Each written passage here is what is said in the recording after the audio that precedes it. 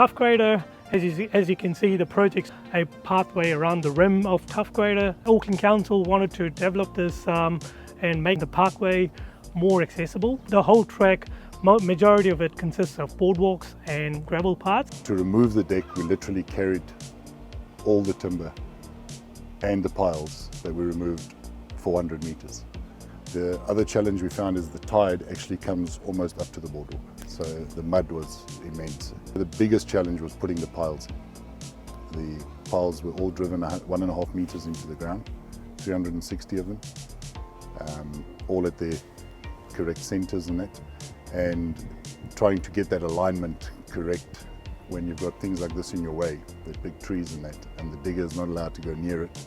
So we had to plan it so that every pile in that would miss any critical roots or anything. And then the next biggest challenge was really putting all of this back together.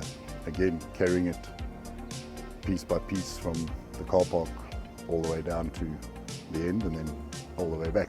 The members of the public are really pleased. Everyone that stops here goes, "Thanks guys, great outcome."